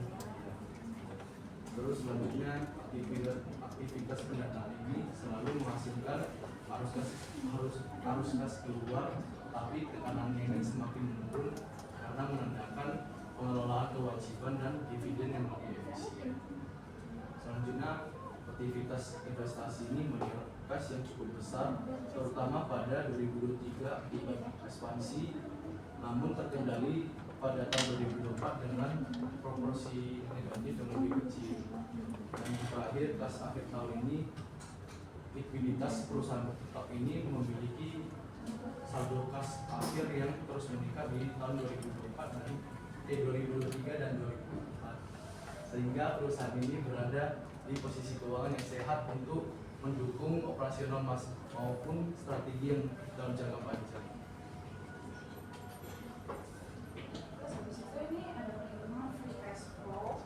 Nah itu kan tadi kan kan dimasukin dulu cash flow ratio dari 2022 2024. Terus nanti dikurangi dari net capital expenditures report to maintenance productive capacity, ini gimana dari penjualan asetnya. Terus habis itu nanti dikurangi dari dividen yang diterima secara pas dari dividen yang kepada non-pembeli, dimana itu nanti free cash flow-nya pada 2020 itu sebesar 3.482.722. Terus pada 2023 nya mengalami kenaikan menjadi 7.365.003, dan yang pada 2024 itu mengalami penurunan menjadi 6,58788. Jadi sehingga secara keseluruhan free cash flow ini bersifat positif dari 2022 ke 2024, di mana menandakan kemampuan perusahaan untuk menghasilkan kas bersih setelah mengikuti belanja modal dan dividen, sehingga pada tren ini memperlihatkan posisi keuangan yang sehat dengan fleksibilitas yang cukup untuk membiayai ekspansi maupun memenuhi kewajiban kepada para pemegang saham, meskipun pada 2024 nya terdapat tekanan dari belanja modal dan dividen sehingga membuat gross free cash flow-nya itu mengalami penurunan. Terus ini ada cash flow adequacy ratio, di mana ini harus mencari terlebih dahulu capital expenditures-nya itu didapat dari penambahan aset tetap ditambah penambahan aset tetap dan pembuka pembelian aset tetap. Terus nanti itu juga diminta untuk mencari total inventory addition-nya dulu, di mana ini inventory 2021 itu sebesar 5,5, terus inventory 2022 nya kan menjadi 7 juta sehingga mengalami kenaikan. Terus 2022 ke 2023 itu kan mengalami penurunan, dan 2023 ke 2024 nya itu mengalami kenaikan lagi. Terus dari situ juga dicari total dividennya terlebih dahulu.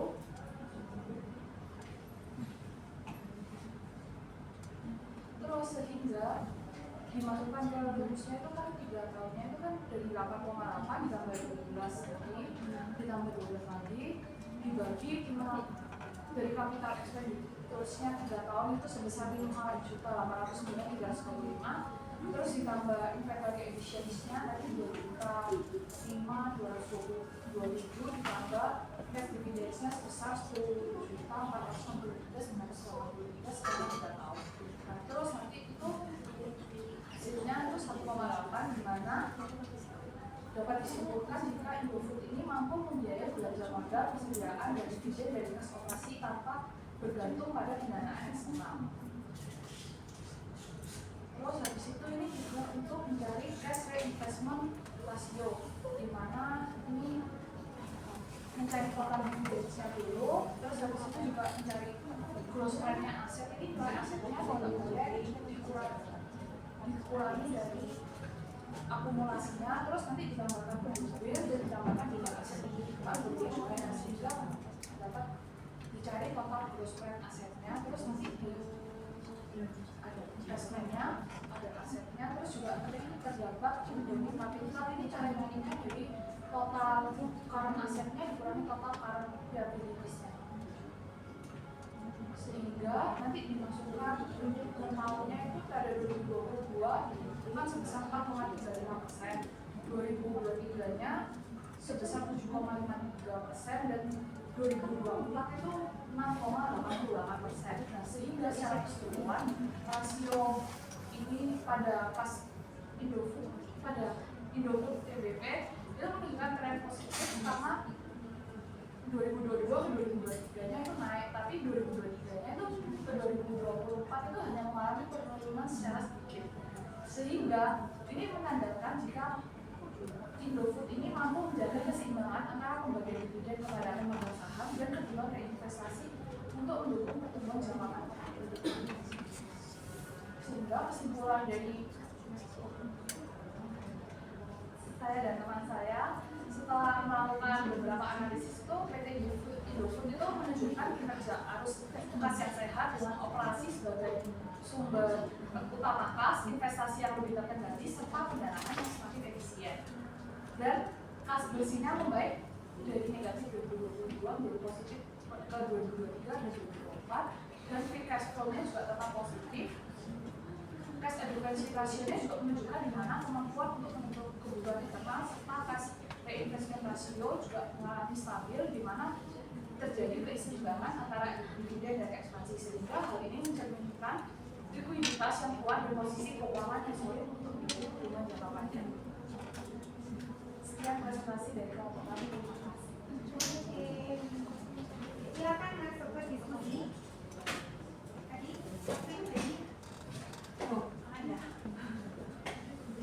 Oke, silakan.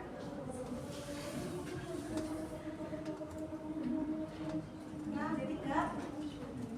Silakan. Ya, terus sendiri.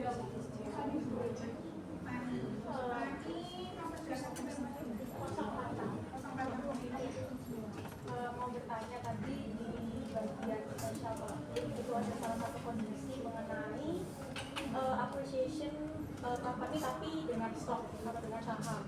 Nah itu jadi saya ingin bertanya, kalau misalnya posisinya ini dengan saham itu kan berarti ini tidak akan muncul di laporan arus kas. Apakah hal ini dapat menyulitkan investor dalam penilaian perusahaan? Jika memang bisa menyulitkan, langkah apa yang bisa dilakukan investor supaya dia tidak salah langkah dalam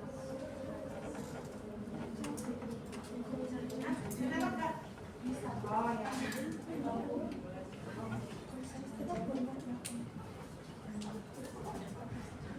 Tampung dulu ya. Siapa next?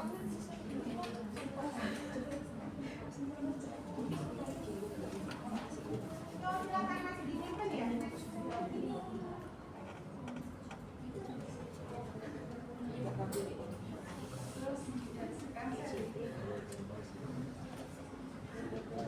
Saya Zanin Krisandra, Bu. Oh, Krisandra Kang. Ya. Iya, 065. Mau bertanya, kalau misalnya penurunan kontribusi arus kas operasi dari total kasnya Indofood ini terus berlanjut ke tahun berikutnya, menurut kelompok kalian strategi apa yang perlu dilakukan manajemen agar likuiditas dari perusahaan itu tetap terjaga?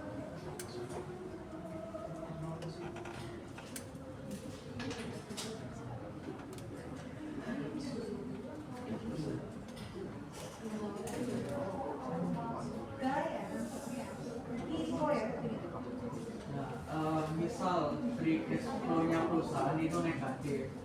Nah, dengan perusahaan mengeluarkan saham itu, apakah akan menyelesaikan masalah tersebut atau malah mengurangi earning per share yang didapatkan investor? FPO ini negatif, nah terus perusahaan ini mengeluarkan saham. Nah itu justru mengurangi masalah yang terjadi atau malah menurunkan earning per share yang didapatkan oleh investor.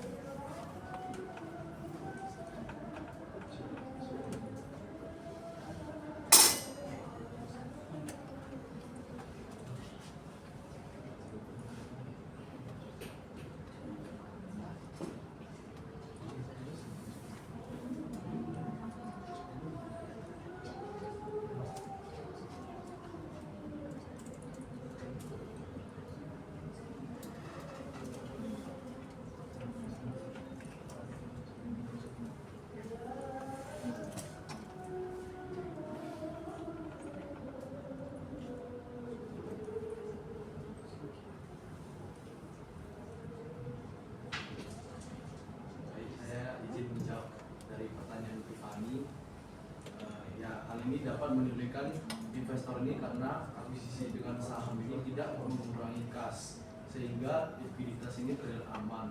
Padahal ada risiko tersembunyi seperti dilusi likuiditas dan kebutuhan kas tambahan.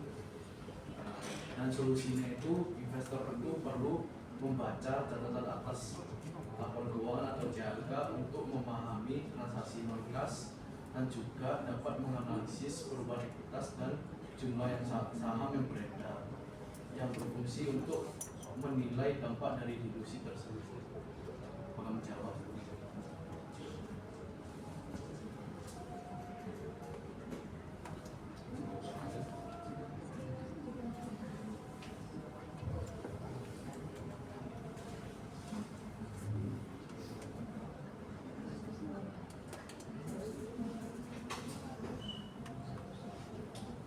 Saya izin menjawab pertanyaannya saya dulu.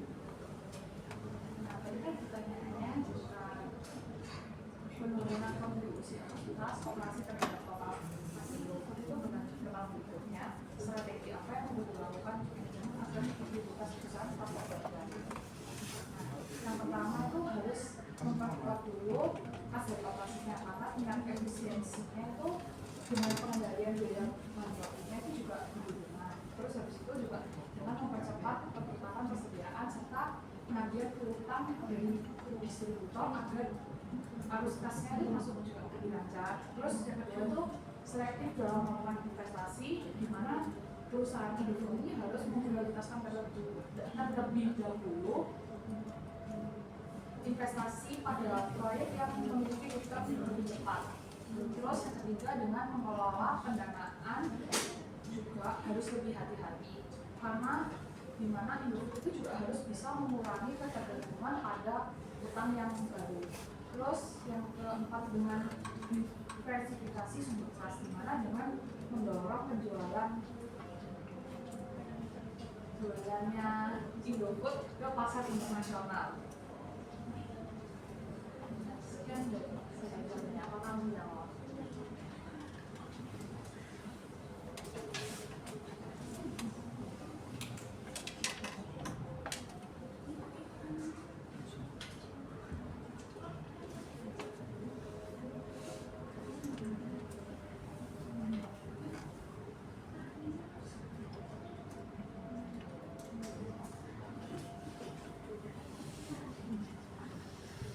Tadi kan kondisi awal, jadi kondisi awal pertanyaan itu, jadi kan kalau kondisi awalnya dengan hasil negatif itu kan dirasakan perusahaan sudah tidak menghasilkan kas setelah melakukan investasi pada aset dan modal kerjanya. Terus jika perusahaan itu menginginkan saham baru, berarti perusahaan itu kan memilih menjual saham baru untuk mendapatkan dana ke perusahaan sendiri. Nah, sehingga dari diskusi kami berdua itu jika dari sudut pandang perusahaan penerbitan saham itu bisa mengurangi masalah keuangan tapi secara jangka pendek, jadi tidak secara jangka panjang, terutama saat kondisinya dari free cash flow-nya negatif. Terus dari situ setelah jika dari sudutnya investor itu bisa jadi mengurangi nilai sahamnya sendiri. Bentar, free cash flow kalau dikasih sama memang free cash flow-nya jadi positif kan? Enggak sih, positif free cash flow. Isian itu ada kan? Apa nah itu. Kalau ada penerbitan saham memang berdampak kemana? Kalau di free cash flow-nya. Nah tadi pertanyaan Niko kalau negatif gitu kan? Terus misalnya diatasi dengan penerbitan saham. Apakah bisa mengatasi kalau perlindungan free cash flow-nya gitu? Karena beda saham itu masuk di mana?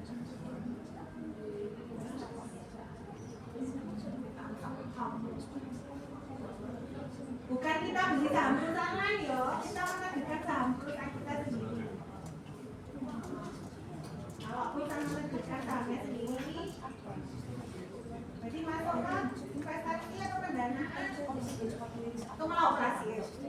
Yang mana? Operasi enggak, berarti masuk ke investasi atau pendanaan? Pendanaan ya, karena kita mendapat setoran modal dari pemegang sahamnya, kita kasih sahamnya gitu ya. Nah itu ada nggak di situ? Hah? Nggak ada kan? Oh iya, berarti penerbitan saham baru apakah mengatasi free cash flow negatif? Free cash flow negatif untuk mengatasinya berarti harus apa?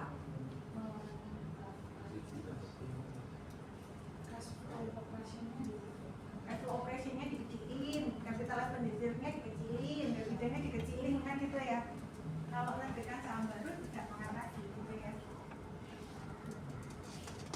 Oke, itu ya. Lihat dampaknya ke sana.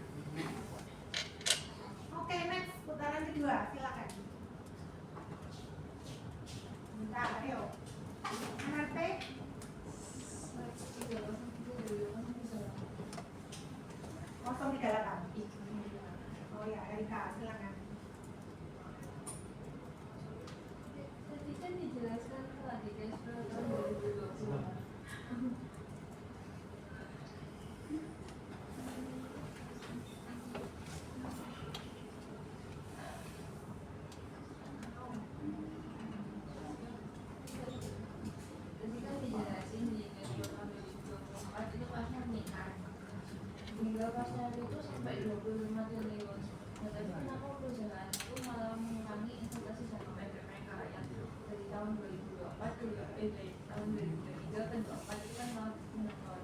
Nah bukannya kalau misalnya kaosnya nganggur banyak, tanpa pergi investasi itu malah meningkatkan opportunity cost.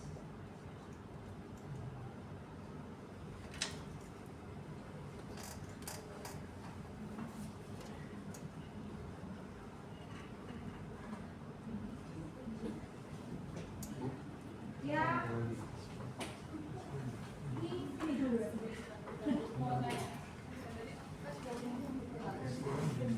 investasi jangka pendeknya turun misalnya Investasi jangka pendeknya turun.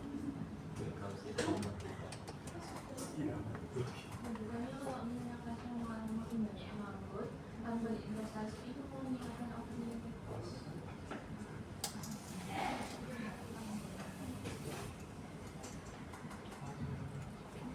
Ini apa ya?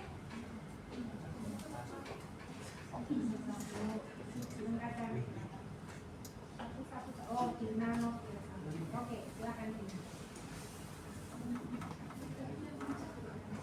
Ya, dari kasus. Ya, apa nih? Dua-duanya kan? 3 orang ya, silakan.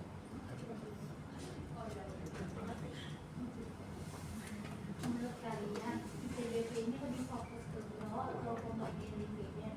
Soalnya kalau dilihat operating cash flow-nya stagnan, tapi dividennya dinaikin. Seandainya pasar ICBP sudah jenuh, bukankah seharusnya dana dialihkan ke inovasi atau ekspansi, bukan terus dinaikkan ke dividen?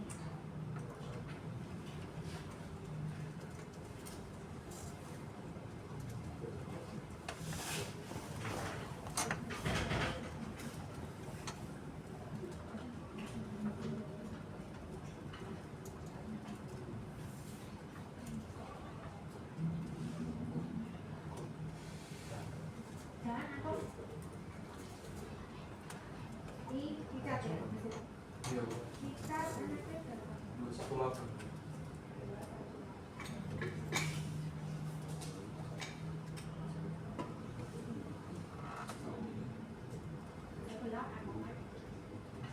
sebelah kan kita kan KPK. Benar. Angka belakangnya 3 Iya, Bu. Gambarannya 218. saya Anita kan Paling atas gitu. Kelompok 9. Kita kelompok 9.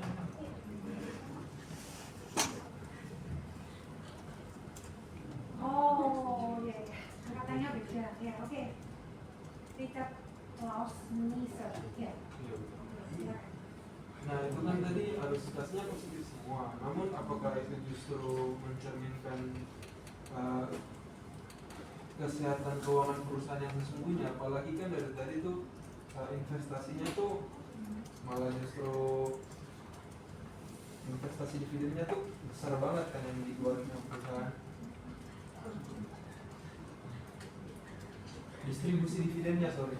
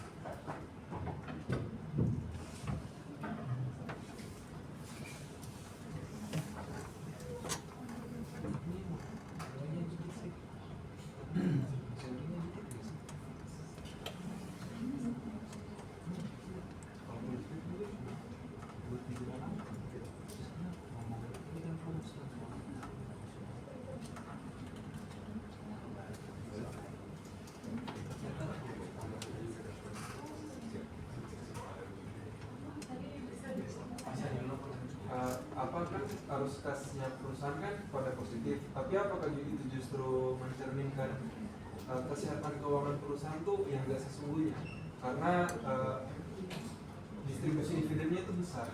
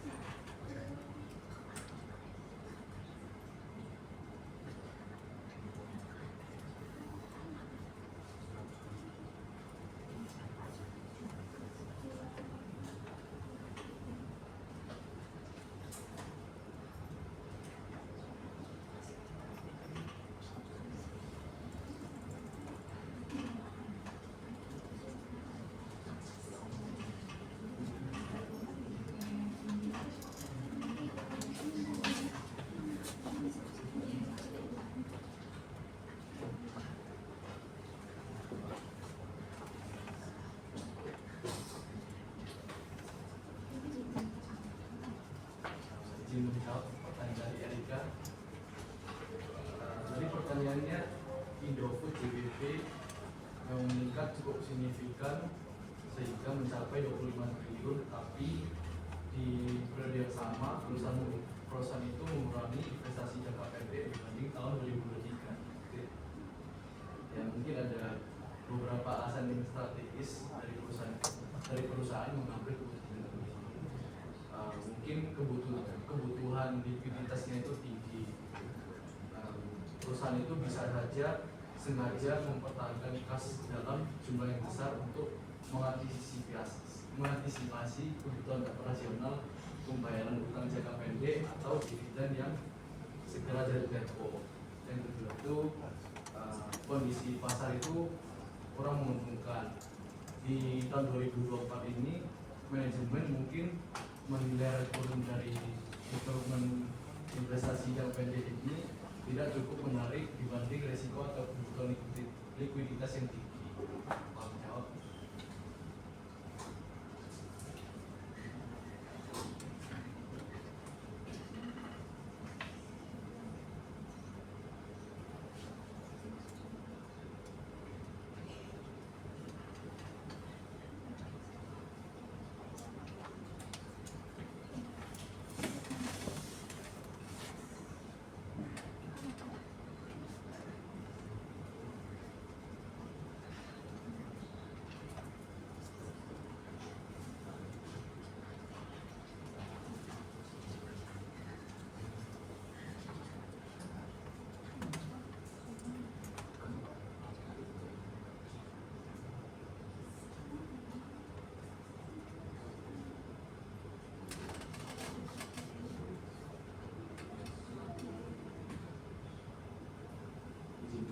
Pertanyaan Tina, jadi bisa dilihat dari pola operating cash flow yang stagnan, tapi dividen yang naik dan investasi jangka pendek menurun.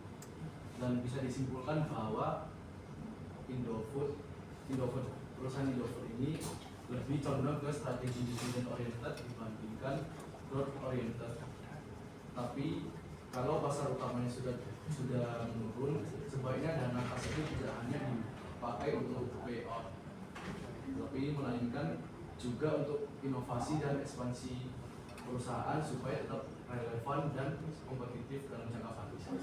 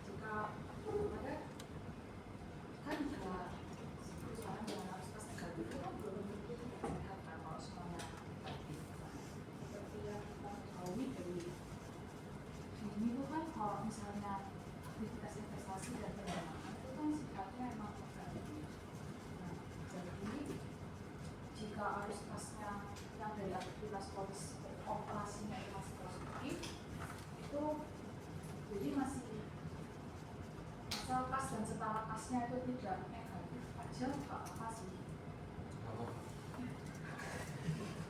Kas setara kas negatif itu saldo negatif ya. Nanti kasnya jadi kas negatif belasan nanti nol dong. Jadi kasnya nggak mungkin negatif, paling tidak ada sama sekali ya nol.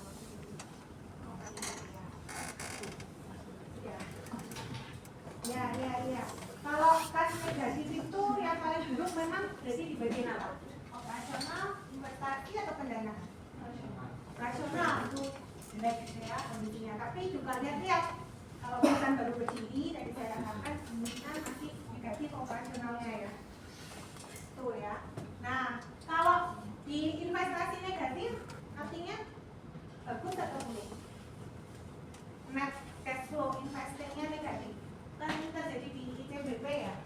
Yang positif kan hanya operating, investingnya negatif selama beberapa 3 tahun itu negatif terus. Itu baik atau jelek? Investing negatif berarti cash outflow, gitu ya? Melakukan investasi. Gimana? Kalau perusahaannya positif malah jadinya kalau investasi positif artinya apa itu artinya? Dijuali semua, aset tetapnya dijuali, dapat kas masuk, gitu ya. Semua investasi surat berharganya dijuali, dapat kas masuk, positif. Bagus kan? Ya bagus untuk jangka pendek, untuk jangka panjang gitu ya. Kan harapan kita perusahaan itu terus berkembang, gitu ya. Kalau terus berkembang adanya cash outflow di investing, gitu ya. Harapannya nanti investasinya memang akan kembali, gitu ya, bisa meningkatkan operasional di masa mendatang, kan gitu. Itu harapannya. Jadi tidak selalu negatif, maksud saya buruk, gitu lah, gitu ya pandangannya. Itu ya. Kemudian kalau pendanaan, IDBP ini pendanaan negatif juga, netnya. Artinya kalau negatif artinya apa? Aktivitas pendanaannya negatif, artinya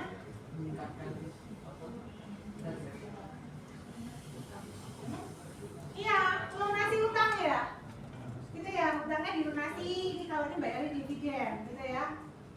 Bagus atau buruk? Bagus, lunasi utang, gitu ya. Harapannya tadi nanti pembayaran bunganya bisa hilang, mengurangi pembayaran bunga di masa mendatang, kan gitu ya. Juga untuk dividen, gitu ya. Dividen tadi pertimbangannya ke pemegang saham, tadi gitu ya. Tadi untuk pemegang saham supaya ada pembayaran dividen secara teratur, gitu ya. Jadi maksud saya tidak selalu negatif itu jelek, gitu maksud saya, gitu ya. Tapi memang kalau perusahaan baru berdiri, yang kita bisa prediksikan kalau perusahaan baru berdiri kira-kira operatingnya gimana? Operatingnya negatif, investingnya? Kalau perusahaan baru berdiri, investingnya?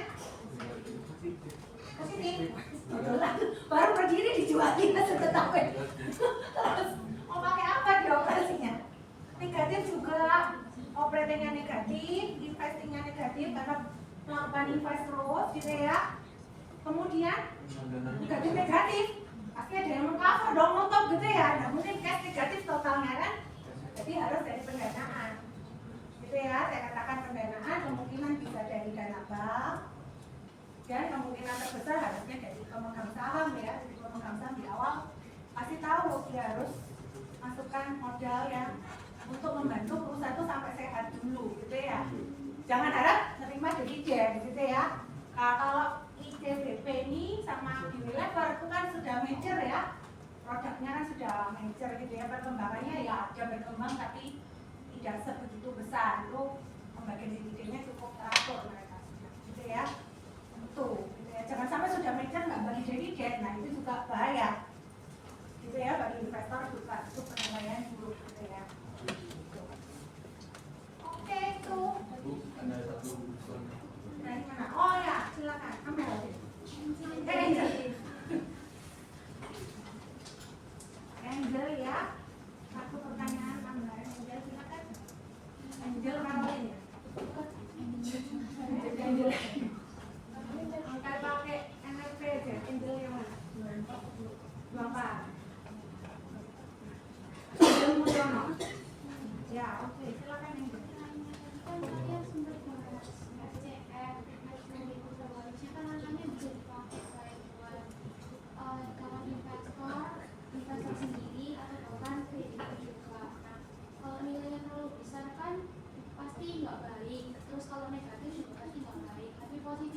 belum tentu nilainya juga baik gitu ya.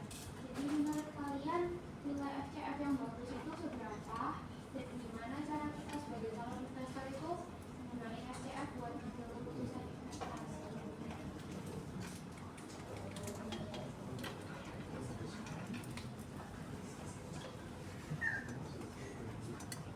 Ya, itu pertanyaan penutup sudah.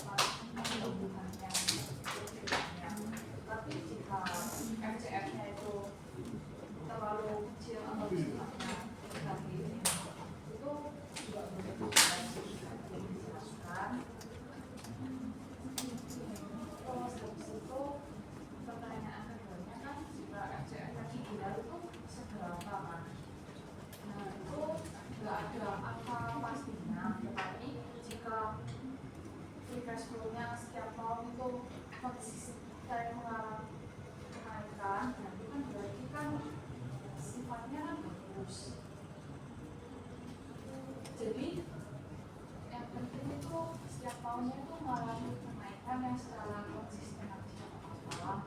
Terus yang ketiga itu investor itu apa caranya investor itu kan menggunakan free cash flow-nya kalau salah ya. Nah itu sebagian besar investornya itu menggunakan free cash flow itu untuk menilai kemampuan perusahaan itu dalam membayar dividen dan utangnya, terus menghitung valuasi sahamnya serta membaca strategi perusahaan ke depannya.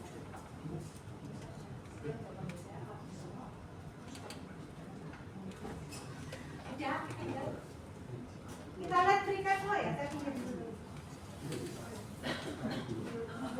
Oh ya, free cash flow ini maksudnya apa?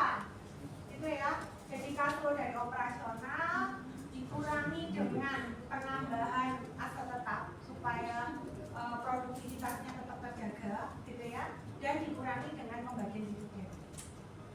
Itu free cash flow. Jadi maksudnya cash yang tersedia setelah untuk hidup normal itu sudah terjaga. Hidup normal itu dia tetap ada capital expenditure untuk maintain itu tadi produk ganti aset tetap yang rusak harus diganti kan gitu ya supaya operasionalnya jalan lurus, pembagian dividen ke pemegang saham tetap jalan. Itu free cash flow. Jadi kalau dia hidup normal sehari-hari aja dia cukup enggak gitu ya. Nah itu free cash flow. Nah kalau free cash flow-nya banyak, berarti kita bisa pakai nih. Pakai apa? Selain untuk tadi ekspansi tambahan, tidak hanya yang ada ini di maintain, tetapi memperbesar, gitu ya, bisa menggunakan free cash flow ini. Atau juga bisa kita lihat ini, utang-utang kita itu mana yang biayanya terlalu besar, gitu ya, kita pakai untuk bayar, supaya membebaskan dari pembayaran bunga yang tinggi, gitu ya, itu penggunaan dari free cash flow gitu ya. Kalau free cash flow negatif buruk tentu gitu ya. Karena berarti untuk hidup saja dia nggak cukup. Ini ibaratnya pengeluaran itu pengeluaran untuk hidup gitu ya. Belum untuk nambah macam-macam gitu ya, tapi untuk hidup aja dia nggak cukup, harus kas operasional. Itu maksudnya free cash flow gitu ya. Jadi Jadi supaya perusahaan itu tetap berjalan walaupun tidak berkembang pesat, tapi dia tetap bisa mempertahankan kondisinya tuh menghitungnya dari free cash flow.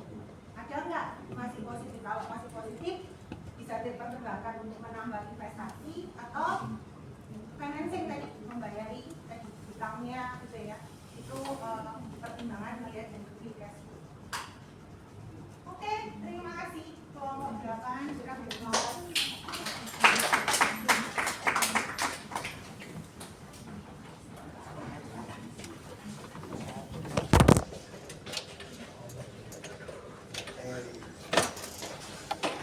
Oke, jadi saya juga sudah ya. Saya sudah masuk di kategori.